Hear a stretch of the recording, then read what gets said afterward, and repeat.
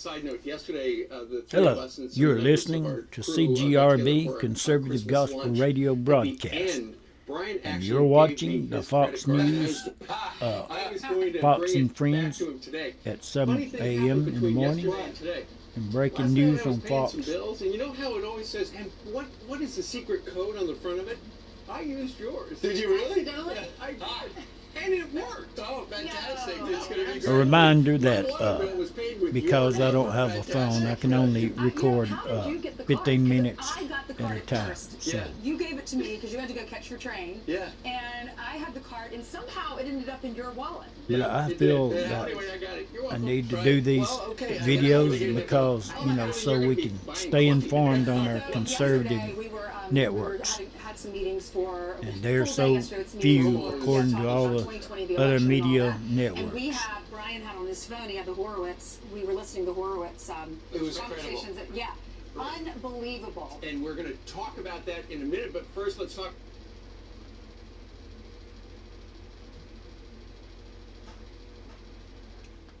In the Congress yesterday, the House Judiciary Committee will begin voting on articles of impeachment following a fiery marathon hearing late in the night on Capitol Hill. Right, so they'll take a vote in the committee and then it'll go to the full House. But the latest polls show that vulnerable Democrats might want to think twice. Yeah, it might end up in the Fuller House. Griff Jenkins is live in Washington, D.C. to explain what happened. Griff, you were up late. Now you're up early. What happened?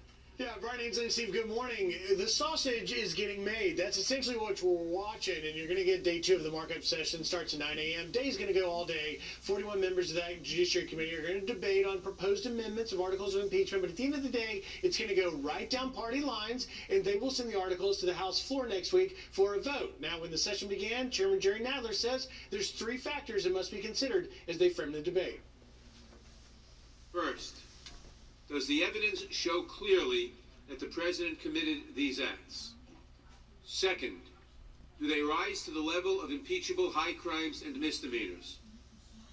Third, what are the consequences for our national security, for the integrity of our elections? You know what would be great right now? If Country. Republicans are blasting this march to impeachment, calling it rushed and unfair. Here is the ranking member of that committee, Doug Collins. What you need to continue to say is, we can't beat him next year. The only thing we need is a 30-second commercial saying, we impeached him. That's the wrong reason to impeach somebody. Now, here's the thing. While today's committee vote is predictable, the math on the House floor is something to watch, certainly in light of the latest Monmouth poll that shows 50% of Americans oppose impeaching and removing the president. Now, look, you got 431 members of Congress, 233 are Democrats. Pelosi needs 216. Focus on that number, because there are 31 Democrats in her party that are in districts Trump carried. She can only lose 17 of them. Otherwise, she's got a real problem. And again, the White House pointing to the polling that's in their favor. Guys. But Griff, even the fact that you're saying we got to get to 233 to get an impeachment, that's historic. Yeah, to 217, I should say. That's historic, because usually there's buy-in from the other party, but so far you have 2 that said, I'm not even for the inquiry, so they're going to vote against it. And then you have this other woman, Alicia Slotnick, where she's in a Trump won district, but he won by 7 points. She told Fox yesterday she still has not decided yet. I'm wondering how many others have not made up their minds yet on the left. This is setting up a really, really tough decision for moderate Democrats. And as we've talked this week, guys, remember there was that movement for censure instead of impeachment. That failed to get any traction. So now you are talking about taking that vote, which may backfire on them when they consider their own futures come November next year. Certainly it was the case in 1998 with Bill Clinton, when the party of Clinton, the Democrats, gained seats and his approval ratings went up after being acquitted by Senate Democrats. The president's poll numbers are going up too, and as far as impeachment's concerned, the public, there's fewer support on an all-time low. All right, Griff, thank you very much for that. In the meantime, Kevin McCarthy had this observation about what the Democrats' end game is. They have always had a timeline. They just have never had facts or proofs or a reason to go forward. These people, what is so outrageous to me, they rather impeach instead of investigate government overreach. They should be calling Horowitz in there tonight, not impeaching the president. And that committee, 2/3 of those Democrats have already voted for impeachment before they read anything. Well, keep in mind, according to the Washington Post, the Senate says when it gets to the Senate, and it expects to pass today, when they get it after the new year, they're going to move it through quick. The president wanted a long trial to defend himself. They say, no, we're going to make this short and sweet. It's going to be over, and it's going to be 1, 2, 3, then we're going to go on with our country's business. But keep in mind, it flips in the Senate, because Susan Collins doesn't want to vote on this. It's not going to help her. You have Cory Gardner. He's somebody. Maybe Tom Tillis doesn't want to vote. They're going to have their hands full in their district anyway.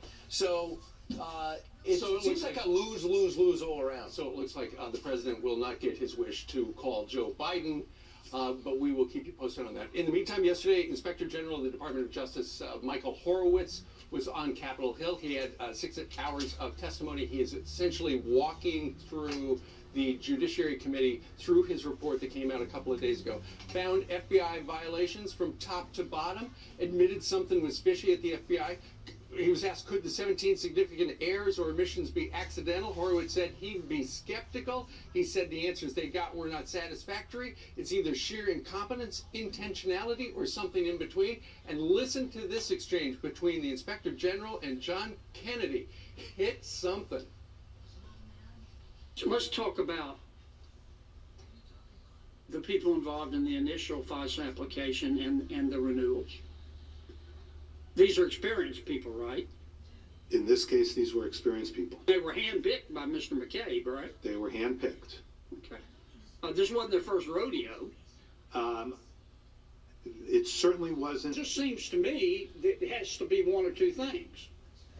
Either incompetence or intentional conduct. I agree. It's either sheer incompetence, intentionality, or something perhaps in between. I think it's fair for people to sit there and look at all of these 17 events and wonder how it could be purely incompetence. 3 separate investigative teams. They're very experienced. The VanderScore credit score helps you understand the factors that make up your credit without the boring financial jargon.